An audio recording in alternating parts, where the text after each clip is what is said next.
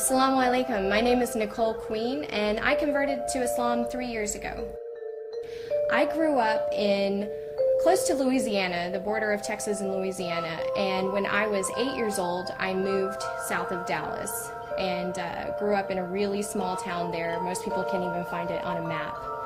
We had about 48 kids in our graduating class, and so when we were growing up, we went to a fundamental Baptist church. So I kind of am very thankful to them because they built a really strong foundation of religion inside of me. And since the religions are so close, Islam and Christianity, it was like home away from home, like to come to Islam.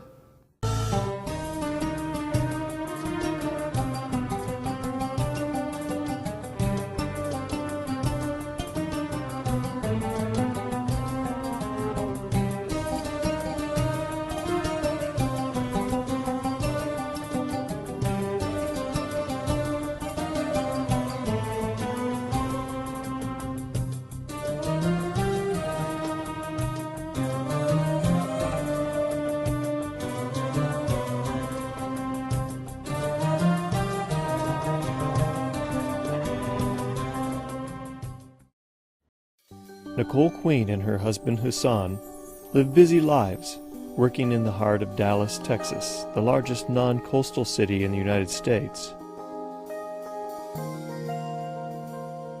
My parents, they weren't really as religious. They were more free thinkers. Like they believe in God and they love God and they're close with Him. But they're like typical American people where they don't really live their life for God. You wouldn't see it like in their daily routine, but my grandparents were definitely a lot more religious, and so we had a pretty strong foundation already instilled in us. I was a photographer here in Dallas, and most of the jobs that I got were at nightclubs because I was an event photographer. I was kind of like the paparazzi almost. We had to take all the pictures that showed up in the magazines that kind of told you who was in this party and who was in that party as far as celebrities or athletes or any famous people that were in town. You can imagine like it was a really crazy lifestyle. Constant having to be at a party. Everything you did was at nighttime. You usually slept most of the day. And really not a peaceful lifestyle at all.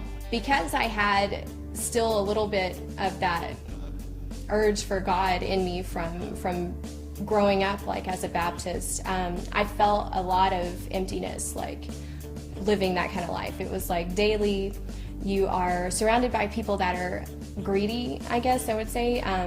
They are definitely kind of wound up in themselves, and I was always talking to my friends like, I want some peace, like I want to feel like I have a better purpose, that this isn't it.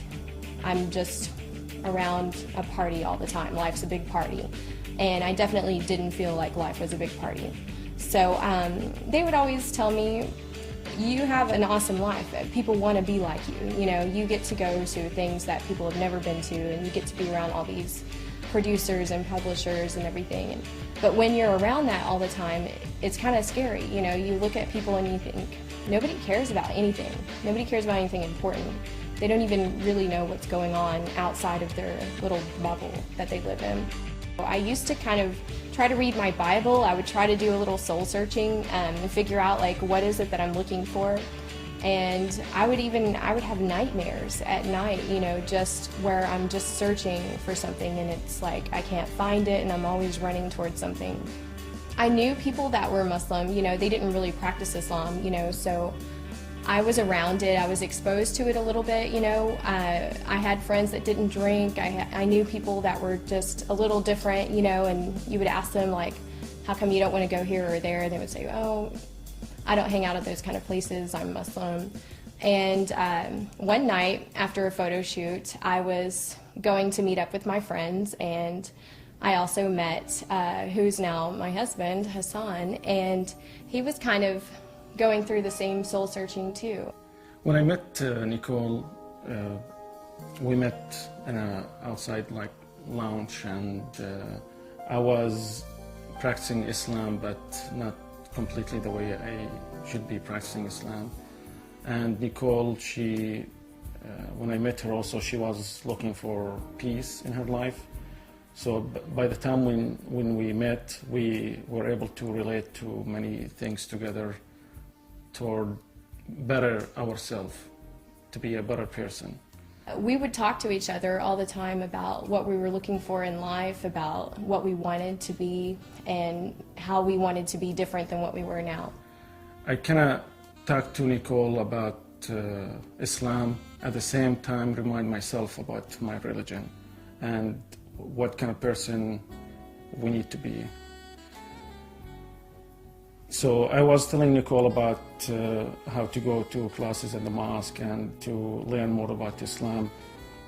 And same time for myself, I tried to get more closer to my religion. He used to talk to me also about Islam, and so it was kind of like this Islam thing just keeps getting brought up around me. And the people who had the most discipline in their life and they had the most purpose in their life seem to be these people. You know, they seem to kind of stand out amongst everyone else as you're all drinking, you're all partying, you're all dressing this way, but not us. And the more that I started learning about it, the more addicted I became to it. I started watching things on YouTube about Islam, videos from Yusuf Estes, you know, who is a convert to Islam, and I would sit up all night. Definitely Nicole, she get me closer to my religion. Watching her going through these changes and for me not doing what I'm supposed to do, yeah, of course, she encouraged me to become a good Muslim. And the more that I learned about the foundation of this religion, and the more that I was like, this is written for me. This is what I need. I need something strong, and I need someone to tell me, you have to stop living your life this way. If you want to have more purpose, here it is. When I started converting to Islam, it was a long transition. It seemed like a roller coaster at the time. It seemed like everything was happening all at once, and it was like a big blur. But now when I look back, I can see I made a pretty good transition. I took my steps, you know. The first step was I need to know what's going on with this faith. I need to know the foundations and the pillars and the basic belief system, and I needed to make sure that it was something that I could actually believe in. I was excited when I see her very interested to learn about Islam, and she want to be changing her life to a better life. I get really excited, and I try, you know, I give her the Quran to read it. When I started to read about the religion, the transition of my life happened without me even realizing it. You know, I started to change the way I thought about other people and the way I thought about the world. So the way it affected my life was huge. Sometimes we didn't talk for a couple of weeks or a month. I mean, and then I found out she's still doing all these things and learning about Islam, and to the point where she wanted to go to Islamic country, and she want to go and learn from the Muslim people, not just in books. And I wanted to go and see what it's like in a Muslim country, really bad. I just had this urge to see what is it like to be around a bunch of Muslims, to be in a place where Muslim is the nation's religion. So I told her, of course, you can go to Jordan, and I made it just available for her to go there and spend a month with my family. He called his mom actually right away, and she said, please come. I mean, they were so happy to have me come and visit, and I went by myself, and I took a bunch of clothes that are typical for a hijabi girl to wear. And at the time, I thought of hijab as something that you have to earn, like you have to study Islam for a long period of time before you can wear the hijab. Like, that's what I thought. I thought, I'm never going to get to that point. It's going to take me a long time to ever be like those women, you know. I thought it was like a rite of passage. And so I went there with some scarves and some long skirts and hijab-style clothing because I thought, okay, it's a Muslim country and everyone's going to be dressed like this, so I don't want to, you know, insult anybody. And when I went there, I saw 40% of the country doesn't cover. They don't wear hijab. I wanted to show respect to the family that was hosting me, and the women in the family wore the hijab. Well, most of them wore it, and so I thought, well, I'll wear it when we go around town, and when we go out of the house, I'll put hijab on so that I kind of blend in and don't draw extra American attention to myself when we're in this country. And so I started wearing it while I was there, and I would just wear it every day, and I was there for a month. And it got to where I was excited to put it on, because it was new, and whenever I put it on, I got so many compliments. Like, so many people would say, mashallah, you look beautiful, you look nice in the hijab, it looks better than you do without it. And I would think, oh my gosh, I didn't look good all those years. So I would just keep wearing it every day. And when it was time to come back to Dallas, I was really nervous because I didn't think I'd be able to take it off. And I was like, what am I gonna do when I get home? I wanna keep wearing this, but I haven't told anybody because I didn't decide to wear it when I left to go to Jordan. And when she came back wearing the hijab, I was happy, but I didn't tell her that. So I came back and I told my friends and I told Hassan, I don't think I can take off this hijab. And they said, are you sure? I mean, it's a big step. What are you gonna tell people? And I said, I don't know, I just can't take it off. And so I didn't, and I've worn it since then. I knew that a girl wearing hijab doesn't belong in a nightclub, and that's not respectful either to the other girls that wear hijab, because you're making a public display of your faith. So if I bring God with me into a nightclub, then I'm not showing him respect. So I knew, okay, you've really done it now. Now you're gonna have to stop shooting inside nightclubs. You're gonna have to change your career. And this is a business that I had built from nothing and was now very popular and was the top person to hire to shoot these events. So I was really worried about that, and I started turning down more and more jobs that people wanted to hire me for that were inside of a club or a bar.